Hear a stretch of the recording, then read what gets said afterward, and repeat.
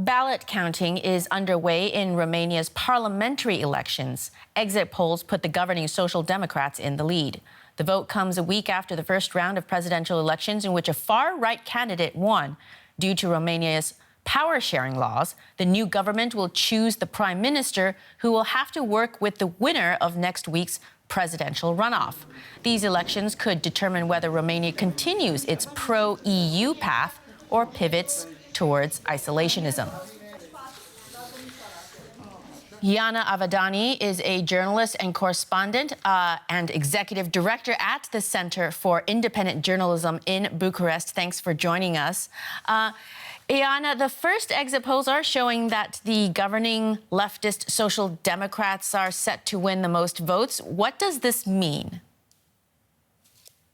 Well, it's kind of candy to say that they won the elections. Actually, they got 25% of the votes, while the far-right parties together got 30% of the votes. So the Social Democrats' victory is no victory at all. They used to win these kind of elections, the parliamentary elections, with scores above 35%. So for them, it's a rather a defeat, not exactly a victory. The problem now is, how do you put together a coalition to govern the country? That's very interesting. So does this mean that the far right continues in terms of its growing popularity in the country? Why is this happening? Well, this is a very good question. Nobody has an answer now. We just have a hypothesis for the time being, especially that this last year, the Social Democrats, or the government led by the Social Democrats, because the liberals were also in the coalition, made all kind of gifts in pensions, in salaries, in facilities for electricity and things like this.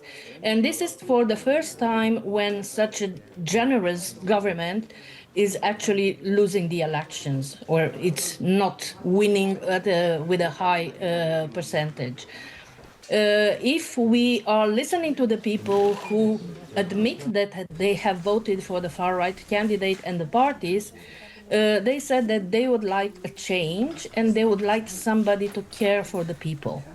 So actually what the people want is a little bit more dignity, a little bit more a stronger saying in running the country, not necessarily handouts in money. Now, very quickly, there were allegations of electoral violations and Russian interference in the presidential vote. Have those doubts over the validity of that election impacted today's vote? For today, we don't have any kind of data. As we speak, the Central Electoral Bureau is presenting their findings after the recounting of the ballot for the first round of the presidential elections.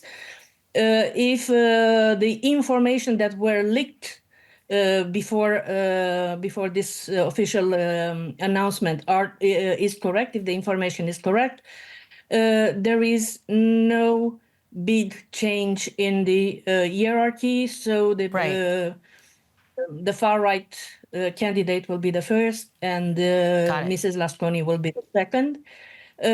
So the interference was in the campaign and not in the electoral process. Understood.